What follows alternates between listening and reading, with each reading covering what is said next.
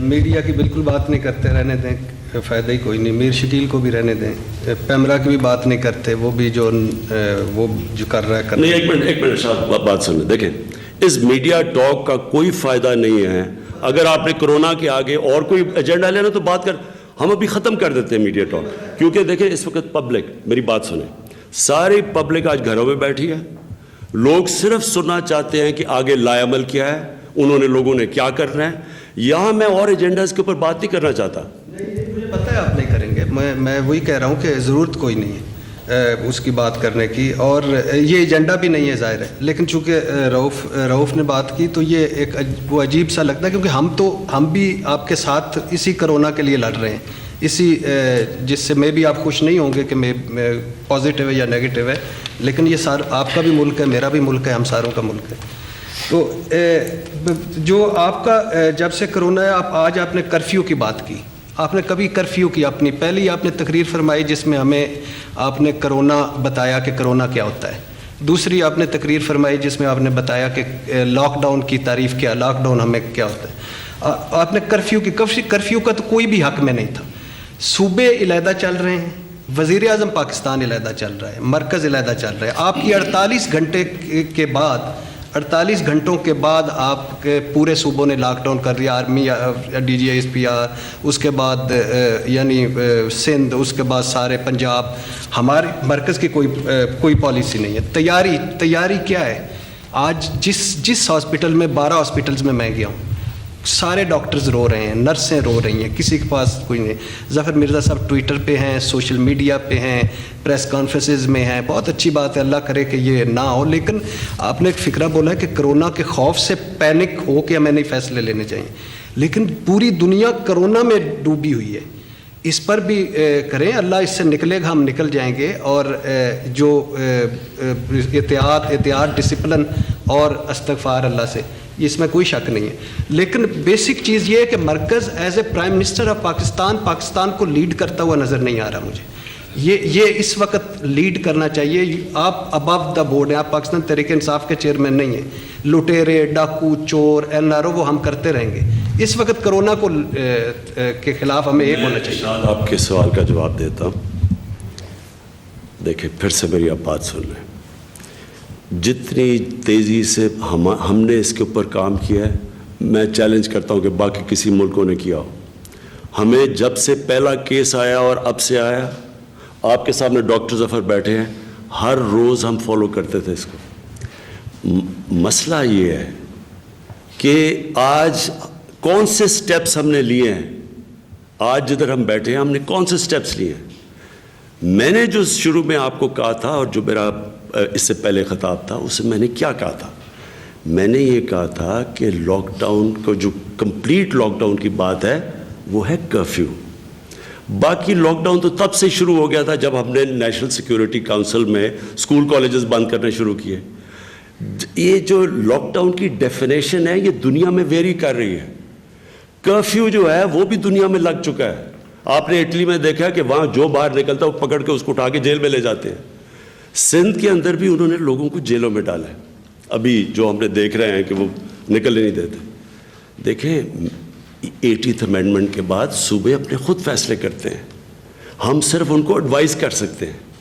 میں نے شروع سے بھی ایک چیز کہی ہے کہ جو آخری سٹیج ہے, جو کرفیو ہے, وہ بڑا سوچ سمجھ کے اور تیاری سے جانا چاہیے. کیونکہ جو بھی آج آپ قدم اٹھائیں گے اس کو سسٹینیبل ہونا چاہیے.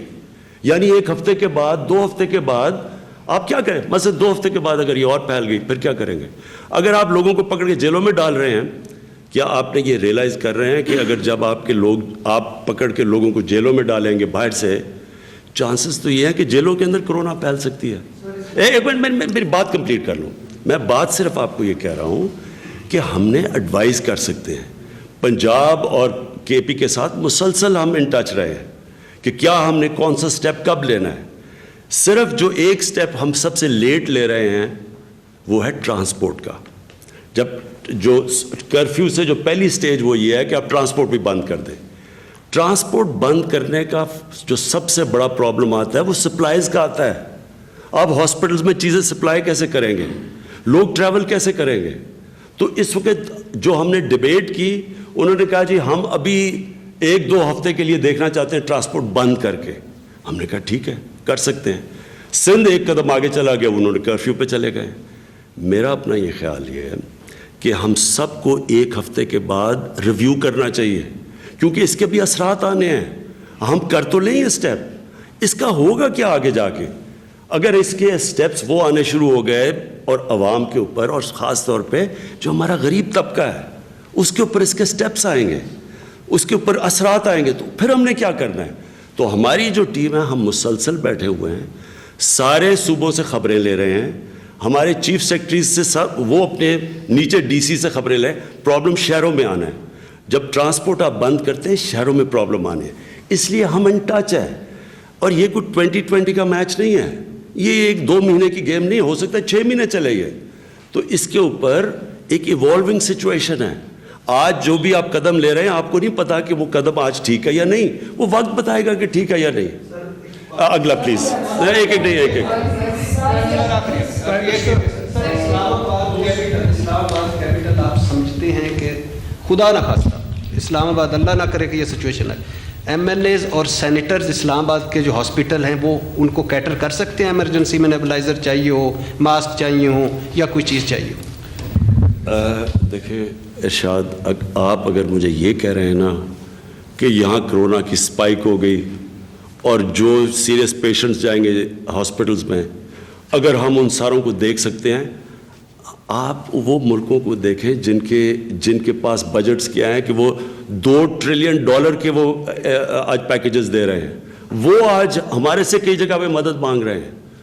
وہ امریکہ جو $2 ٹریلین $2,000 ارب ڈالر کا پیکیج دے رہا ہے, ہمارا سارا ٹیکس کلیکشن $45 ارب کی ہے, وہ $2,000 ارب کے پیکیج دے رہے ہیں. ان کے حالات دیکھ لیں.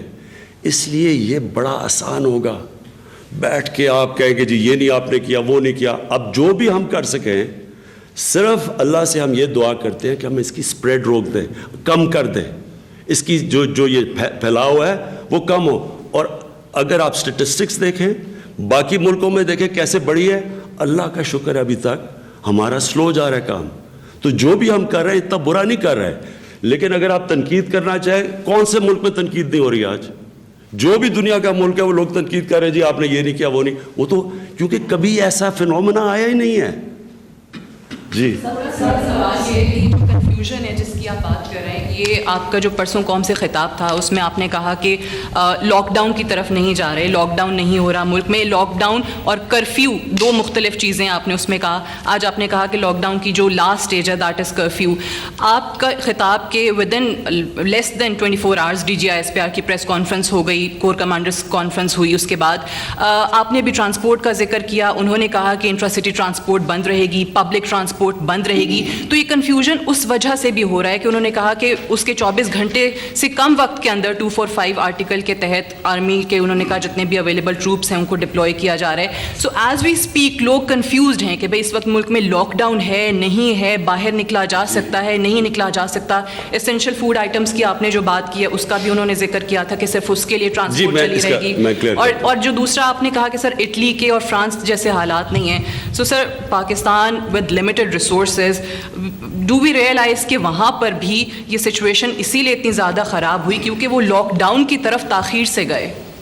دیکھیں میں پھر سے آپ کو بتا رہا ہوں کہ اٹلی کے اندر جو پہلا مریض آیا تھا وہ 7 یا 8 فیبری کو آیا تھا, ہمارا آیا تھا 26 کو.